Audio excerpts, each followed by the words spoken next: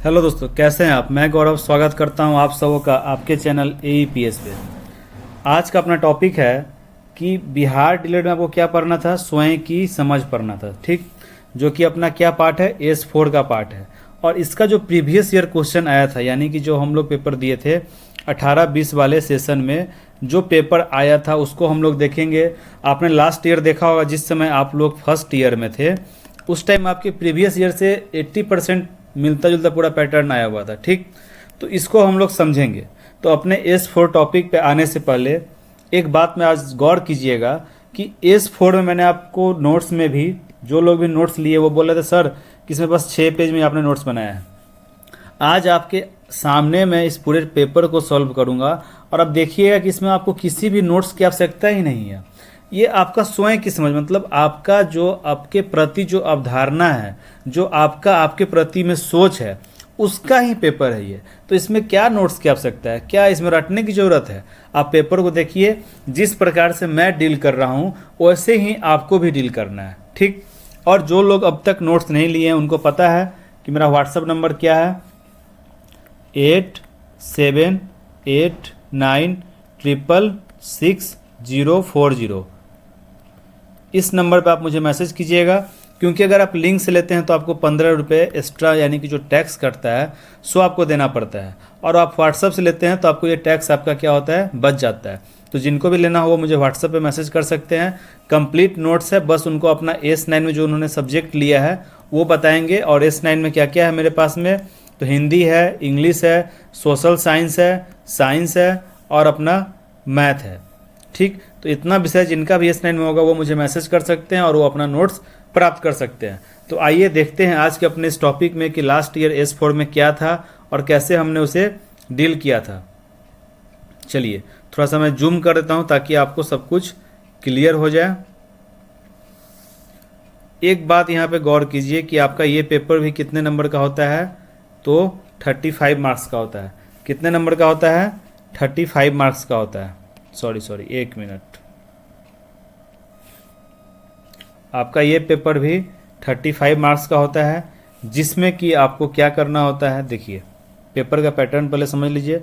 जैसा आपका S1 S2 क्या था, 70 नंबर का था। इसमें 35 नंबर होते हैं। आपको लघु तरीके में कितने प्रश्न होंगे, 5 प्रश्न होंगे, जिसमें से आपको पाँचों का आंसर देना है, ठीक। और दीर्घ तरीके में आपके 2 प्रश्न होते हैं, जिसमें से किसी एक का आपको आंसर देना है। ये 5 वाला आपको कितना में मैंने बताया है, 1.5 पेज में लिखिएगा, ठीक। और ये अपना क्या है, 4 पेज का आंसर है। क्लियर है यहाँ तक सारा कुछ। चलिए अब हम लोग आगे देखते हैं कैसा प्रश्न था। इस प्रश्न पे मैं थोड़ा जूम कर दूं ताकि आपको क्लियर दिखे।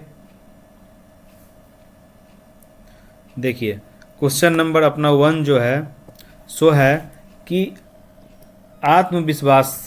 आत्मविश्वास को किस प्रकार बढ़ाया जा सकता है।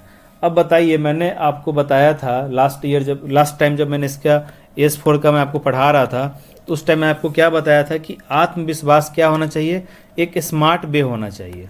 कैसा होना चाहिए, एक स्मार्ट तरीका होना चाहिए। S मतलब क्या होता है, विशेष, स्पेसिफिक।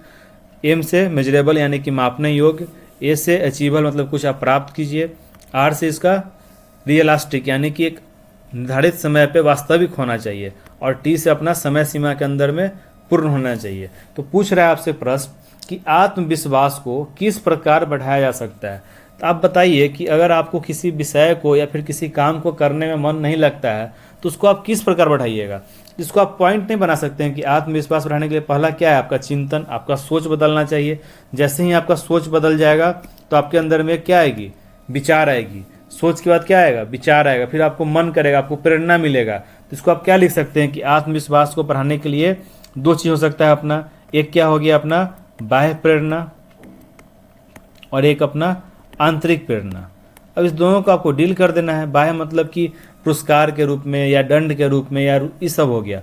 और आंतरिक मतलब क्या हो गया, जो आपका जहाँ पे आपका रुचि है, जहाँ आपका इंटरेस्ट है, वो आपको किसी भी और प्रकार की किसी भी बात की मतलब नहीं है, आपको बस करना है। तो आत्मविश्वास और अभिप्रेरणा यानी कि मोटिवेशन दोनों परस्पर मिलता जुलता है। उसको बस आपको वर्ड को समझना है और उसको डील कैसे करना है, तो आत्मविश्वास के अंदर में ही डील करना है। अगर आपका जब तक आत्मविश्वास नहीं होगा, जब तक आपके अंदर में कॉन्फिडेंस नहीं होगा, तो मोटिवेशन भी नहीं आएगा। तो देखिए हर कुछ होता है रिलेटेड एक दूसरे से ही, उसको आपको डील करने बस आना चाहिए। अगला प्रश्न अपना क्या है कि एक व्यक्ति के रूप में अपने आप को विश्लेषित करें। अब बताइए कि आप क्या हैं, आपका चरित्र क्या है, आपका सोच क्या है, आपका विचार क्या है, आपका पहनावा क्या है, आपका व्यक्तित्व क्या है, आपका सोचने का तरीका, तर्क क्या है, ये सब आप नहीं डील कर सकते हैं। तो एक व्यक्ति के रूप में अपने आप को विश्लेषित करें, यानी कि जहाँ आपकी खूबियाँ हैं, जो आपकी अच्छाइयाँ हैं, जो आपका बुराई है, जो आपका मजबूत पक्ष है, जो आपका कमज़ोर पक्ष है, उसको आप डील नहीं कर सकते हैं। इसके लिए आपको नोट्स चाहिए। आगे देखिए क्वेश्चन नंबर अपना 2, अपने जीवन में स्वयं को समझते हुए लक्ष्यों को निर्धारित करने में कौन कौन सी बातें सहायता करती है। अब देखिए प्रश्न क्या है, जिसे कि अभी आप लोग क्या कर रहे हैं, डिलीट कर रहे हैं। ठीक, अभी आप लोग डिलीट कर रहे हैं, तो अभी आप अपने आप को समझ रहे हैं कि आप क्या कर रहे हैं, टीचर ट्रेनिंग कर रहे हैं। इसके बाद आप क्या कीजिएगा, सीटेट का पेपर दीजिएगा। इस पेपर को अगर आप पास कर जाते हैं तो फिर वैकेंसी आएगा और फिर आप टीचर बन जाइएगा। इसके बाद अगर आप फिर आपको मन होगा तो केबीएस का तैयारी कीजिएगा, एनवीएस का तैयारी कीजिएगा। तो ये सब क्या है, आपका लक्ष्य है। पर अपने जीवन में स्वयं को समझते हुए, अब एक बात बताइए, जो बच्चा डीलेट नहीं किया वो सीटेट देगा? नहीं देगा। जो बीएड नहीं किया सीटेट देगा? नहीं देगा। तो स्वयं को आप समझ रहे हैं कि अगर आपका इंटरेस्ट किस चीज़ में है, टीचिंग फील्ड में है, आपका इंटरेस्ट क्या है, टीचिंग फील्ड में, तो आप स्वयं को समझें कि आपको पढ़ाना अच्छा लगता है।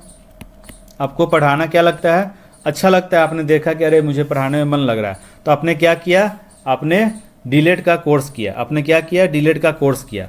उसके बाद आपने क्या किया, सीटेट को पास किया, आपने सर्टिफिकेट प्राप्त किया, और फिर आप आधिकारिक रूप से क्या किए, एक शिक्षक बन गए और अपने पढ़ाने का काम शुरू कर दिया।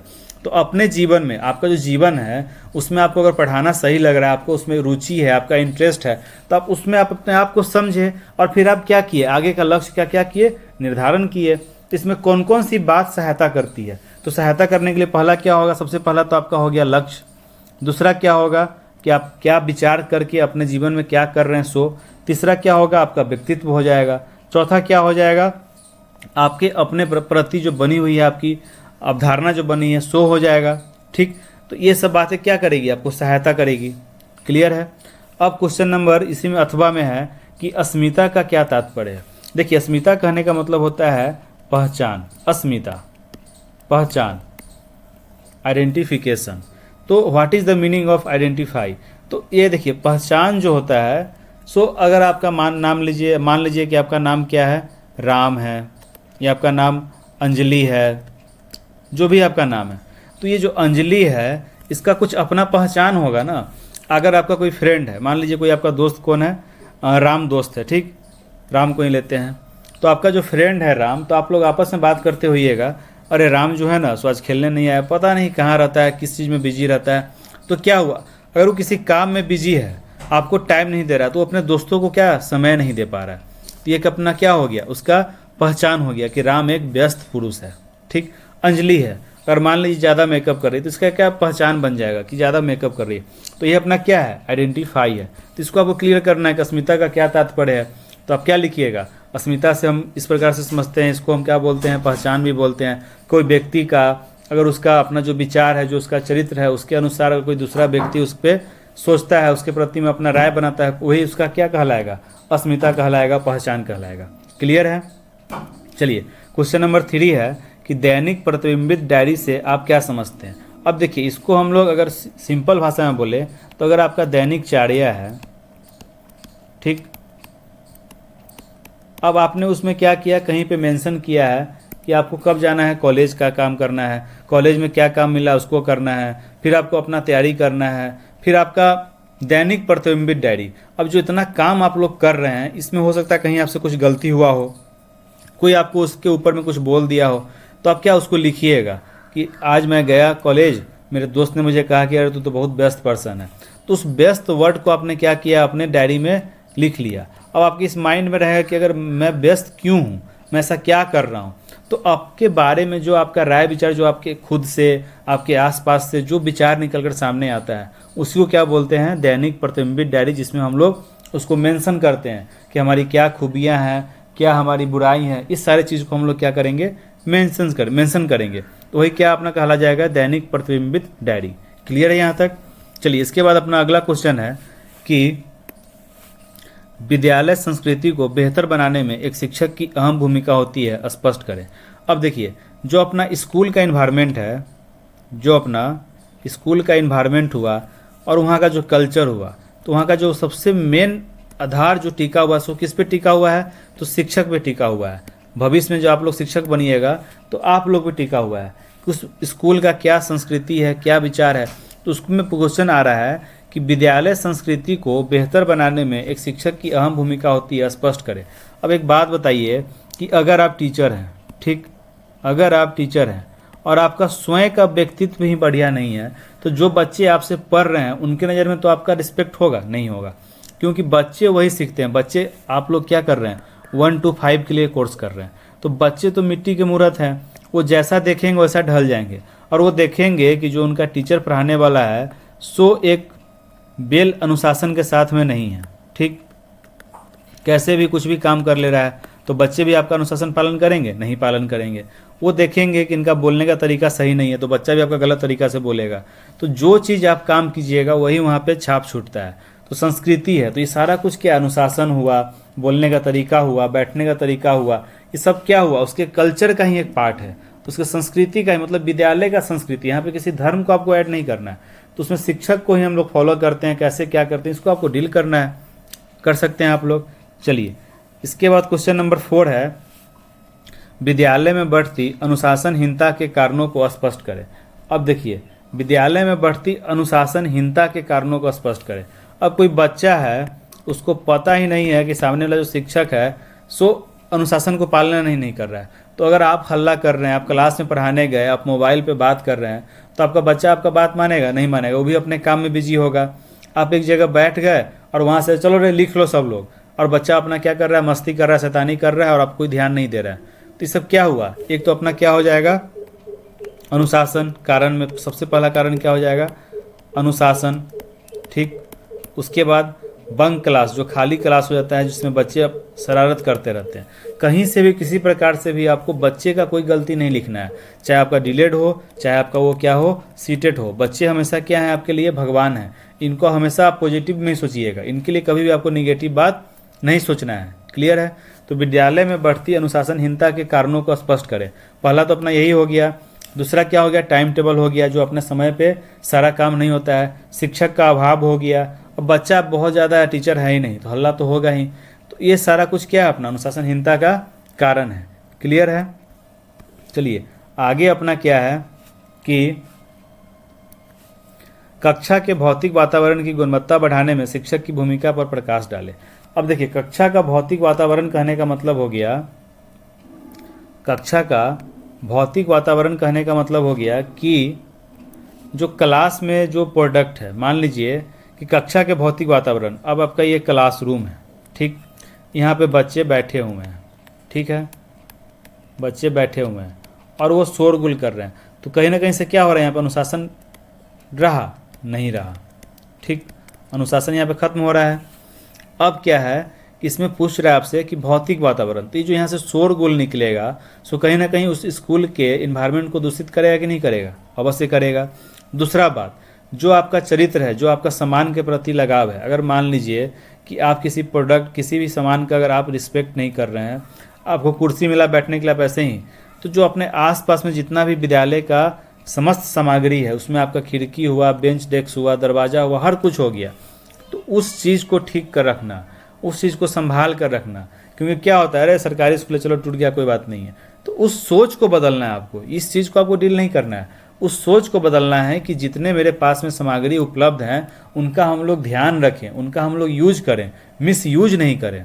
तो इसमें आप कैसे कीजिएगा, तो बच्चा को आप सिखाइएगा कि क्यों आवश्यकता है, आवश्यक है। अभी आप बैठ के यहाँ पर पढ़ रहे हैं, कल हो कि आपके छोटे वाले बच्चे बैठ के पढ़ेंगे, आपका छोटा भाई पढ़ने आएगा, तो इस तरह की 10 तरह के उदाहरण देकर आपको क्या करना है, अपने स्कूल के एनवायरनमेंट को ठीक करना है, ताकि उनके मन में ये भी विचार आए कि नहीं, ये जो धन है सो हम सभी का है, इसको बर्बाद करने का हक हमारा नहीं है, क्लियर है। चलिए अब अपना नेक्स्ट क्वेश्चन है कि शिक्षक अस्मिता के विभिन्न आयाम एक दूसरे से अति प्रभावित होते हैं, स्पष्ट करें। अब देखिए, अस्मिता मतलब क्या, मैंने बोला पहचान बोला, तो शिक्षक अस्मिता यानी कि जो आपके साथ में जो आपके कलीग होंगे, मान लीजिए आपके स्कूल में 10 टीचर हैं, तो 10 टीचर का अपना अपना विशेषता होगा ना, अपना अपना पहचान होगा। अब इसको आप लोग देखना है। अब मान लीजिए कि अगर आपके सामने कोई बच्चा बोलता है कि अरे फलना सर जो है ना बड़ा बेजोर पढ़ाते हैं, बहुत बढ़िया पढ़ाते हैं, तो आप सोचिएगा ना कि आखिर वो जो बच्चा है सो उनके बारे में ऐसा क्यों बोला, क्या उनमें अलग खूबी है। तो उस चीज़ को आप देखिएगा, फिर उसको आप अपने अंदर में ढालिएगा। तो ये क्या हुआ, एक दूसरे के से ही सीखना, एक दूसरे का पहचान देकर उसको, जो आप में बुरी आदतें हैं उसको दूर करना, जो आप में कमी है उसको ठीक करना, अपने आप को डेवलप करना। तो ये क्या होगा हमारे आसपास, क्योंकि देखिए एक बात आपने गौर किया है कि आप में से मैक्सिमम लोगों का इंग्लिश वीक है। कारण क्या है, क्योंकि हमारा इन्वायरमेंट ही वैसा नहीं है। अपना इन्वायरमेंट क्या है, हिंदी, हमारा मातृभाषा क्या है, हिंदी है। तो हम लोग को ऐसा कभी इन्वायरमेंट मिला ही नहीं जो हम लोग पूरा इंग्लिश एकदम प्रॉपर वे में बोलना शुरू करें। तो जो अपना शिक्षक का जो समूह है जिसमें 10 टीचर हैं, तो सबका अपना अलग अलग प्रतिभा होगा। तो हर लोग एक दूसरे को देखते हैं तो प्रभावित होते हैं। सिर्फ मोबाइल खरीदना है तो आपका दोस्त एक मोबाइल खरीद लिया, आपको पसंद आया तो आप भी वो मोबाइल खरीद लेते हैं। क्यों ऐसा करते हैं, क्योंकि आप उसके मोबाइल से प्रभावित हो गए। उसी प्रकार से कोई शिक्षक अपने दूसरे शिक्षक के गुण से, पहचान से, उसके स्वभाव से अगर प्रभावित हो रहा है तो उसको क्या अपने अंदर में वो ढालेंगे, अपने कमी को वो दूर करेंगे। इसी चीज़ को आपको यहाँ पे डील करना है। क्लियर है। आत्म के व्यवहारिक पक्ष की व्याख्या करें। अब देखिए यहाँ पे व्यवहारिक पक्ष जोड़कर आपको कंफ्यूज करना चाहा तो आत्म यानी कि क्या, आप अपने आप, आत्म मतलब क्या हुआ, खुद की सोच, खुद के प्रति जो अवधारणा बनी है सो। तो उसके व्यवहारिक पक्ष क्या हो सकते हैं, आपका चरित्र हो सकता है, ठीक, आप जिस समाज में रहते हैं वो सामाजिक दृष्टिकोण हो सकता है, व्यवहारिक पक्ष। उसके बाद आपका व्यवहार हो सकता है, ठीक है। तो ये सब चीज़ को आपको लिखना है। आपको किसी आदमी का अपना जो चरित्र है, तो कोई व्यक्ति अपने बारे में सोच रहा है तो उसके व्यवहारिक पक्ष क्या होंगे, उसका चरित्र कैसा है, उसका व्यवहार कैसा है, वो समाज में लोगों के साथ कैसे उठता है, कैसे बात करता है, कैसे सोचता है। तो ये सब क्या है, अपना सामाजिक दृष्टिकोण है। इसको नज़र में रखते हुए आपको यहाँ पे पूरा डील कर देना है। क्लियर है। चलिए अब आगे हम लोग देखते हैं अपना दीर्घ उत्तरीय प्रश्न। इसको मैं थोड़ा पहले जूम कर दूं ताकि आपको कोई भी प्रॉब्लम ना हो। अब देखिए इसमें पहला क्वेश्चन है आपको कि आत्मविश्वास से क्या आशय है और आत्मविश्वास एवं आत्म अभिप्रेरणा में क्या अंतर है, स्पष्ट करें। आत्मविश्वास तो मैंने आपको जस्ट अभी बताया कि क्या होता है, कॉन्फिडेंस। ये काम मैं कर सकता हूँ, ये आपका विश्वास है। इस काम को बस मैं ही कर सकता हूँ, ये क्या हो जाता है, ओवर कॉन्फिडेंस हो जाता है। तो आपको ओवर नहीं रखना है, आपको बस कॉन्फिडेंस रखना है, क्योंकि दुनिया में हर काम हर व्यक्ति कर सकता है। ऐसा कोई काम नहीं है जिसको बस एक ही व्यक्ति कर सकता है। तो आत्मविश्वास होना सही है, कॉन्फिडेंस होना सही है, पर ओवर कॉन्फिडेंस रखना ये गलत है। तो कोई काम अगर आप कर रहे हैं तो हो सकता है दुनिया में कोई और व्यक्ति भी उस काम को कर रहा हो। अगर मैं आपको डीलेट का कोर्स पढ़ा रहा हूँ, सब्जेक्ट पढ़ा रहा हूँ, तो हो सकता है कि मुझसे बेहतर भी कोई और टीचर पढ़ा दे आपको। तो अगर मैं ये कहूँ कि आपको मैं डीलेट का कोर्स पढ़ा सकता हूँ, ये सही है। अगर इसके जगह पे मैं ऐसे बोलूँ कि आपको मैं डीलेट का कोर्स बस मैं ही पढ़ा सकता हूँ, बस गौरव वर्मा ही पढ़ा सकता है, तो ये क्या होगा, मेरा ओवर कॉन्फिडेंस हो जाएगा, जो मुझे नीचे की ओर डाउन कर देगा। कभी भी मेरी प्रगति नहीं हो पाएगी। अब आगे क्या बोल रहा है कि आत्मविश्वास एवं आत्म अभिप्रेरणा में क्या अंतर है। देखिए कॉन्फिडेंस है आपको कि ये काम मैं कर सकता हूँ, और उस काम को करने के लिए जो आपको आंतरिक और बाह्य प्रेरणा मिल रही है वही क्या है, आपका आत्म अभिप्रेरणा। यानी कि आपको ये काम करना, आपको अभी पढ़ाई करना है, आपको डीलेट का पढ़ाई करना है, ठीक। अब डीलेट का पढ़ाई करने के लिए आप मेरे साथ जुड़े और आपको यहाँ पे मन ही नहीं लग रहा है, और मैंने किसी एक दिन आपको बताया कि डीलेट करने से क्या क्या फ़ायदा होता है, तो आप उस चीज़ से मोटिवेट हो गए और आपने पढ़ाई करना शुरू कर दिया कि आखिर मैं पढ़ लूँगा, सब कुछ निकाल लूँगा तो कल होकर मुझे नौकरी मिल जाएगी और मेरा ज़िंदगी क्या होगा, एक बेल तरीके से गुजरने लगेगा। तो आपने पढ़ना शुरू कर दिया। तो यहाँ पे आपका क्या होगा कि आपका आत्मविश्वास है कि आप पढ़ सकते हैं, और आपने मेरा जो बात सुना वो आपको क्या, एक अभिप्रेरणा का काम किया और आप उस काम में लग गए। तो ही इसका अंतर, इसको फिर अपने शब्दों में आपको डील कर देना है। अब कह रहा है कि किन्हीं 2 पर संक्षिप्त टिप्पणी लिखे। अब देखिए टिप्पणी का बात आ रहा है क्या, एक अच्छे शिक्षक के गुण। अब आप टीचर हैं, आपके क्या क्या गुण हो सकते हैं, आपका चरित्र अच्छा होना चाहिए, आप अनुशासन का पालन करने वाले होने चाहिए, आपका व्यवहार अच्छा होना चाहिए। ये सब क्या है, एक शिक्षक का गुण है। आप जो विषय को पढ़ा रहे हैं उसमें आपका पकड़ होना चाहिए। ये सब एक शिक्षक का क्या हो गया, गुण हो गया। शिक्षक प्रोफाइल, जिस तरह से चाइल्ड प्रोफाइल हम लोग बनाते हैं उस तरह अपना शिक्षक प्रोफाइल हो गया। स्वयं की धारणा यानी कि आपको अपने बारे में बताना है, आत्म के बारे में बताना है। अब है वृत्तिक मान्यता। वृत्तिक मान्यता कहने का मतलब हो गया कि नहीं देखते हैं कोई प्रोफेशनल आदमी है, अब कोई होगा टीचर जो फुल रूप से प्रोफेशनल होगा, जो आपको डीलेड का पढ़ाई कराता होगा, ठीक। और मान्यता तो आपने क्या बोला कि अरे वो जो सर है ना वो बस डीलेडे का पढ़ाते हैं, तो प्रोफेशनल हैं, पर उसको सही साबित किसने किया? उनके स्टूडेंट ने किया। तो ये अपना क्या हो गया? वृत्तिक मान्यता। तो आशा करता हूँ देखिए इसमें जो उतना मैंने आपको बताया है, कहीं भी कोई बुक की आवश्यकता है। अब इसको लिखना कैसे है? तो शब्दों को बस आप बढ़ाइए, इसके लिए आप पेपर पढ़िए, न्यूज़ पढ़िए, जितना आप शब्द का भंडार कीजिएगा उतना अच्छा से आप लिख पाइएगा। बाद बाकी कहीं से भी कोई गाइड का या फिर किसी किताब का वर्ड नहीं चाहिए। जो आपका कॉपी चेक करेगा उसको वो वर्ड नहीं चाहिए, वो चेक करना चाहता है कि आपका जो सोच है वो कहाँ तक विकसित हुआ है। तभी ना मैं आपको कहता हूँ हमेशा कि वर्ड को समझिए, ताकि आपका सीटेट, केवीएस, एनबीएस इस पे पकड़ बने। डिलेट तो हर कोई कर लेता है, पर नौकरी सबको नहीं मिलता है। मैं बार बार इस बात को बोलता हूँ, ध्यान रखिए।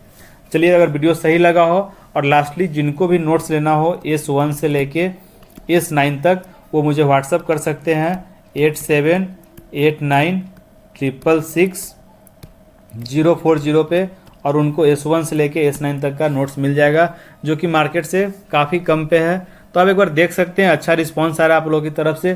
तो जो लोग अब तक नहीं लिए हैं वो भी लेकर देख सकते हैं। और दूसरा बात कि आप में से बहुत लोग बोलते हैं कि सर इसका एक दे दीजिए, 10 रुपये देता हूँ, 2 दे दीजिए, 20 रुपये देता हूँ। तो भाई मैं भी आपकी तरह स्टूडेंट ही हूँ, कोई दुकानदार नहीं हूँ मैं। सर मैं बहुत बड़ा गरीब इंसान हूँ, ऐसे ऐसे प्रॉब्लम है। तो ये सारा प्रॉब्लम सबके साथ है भाई।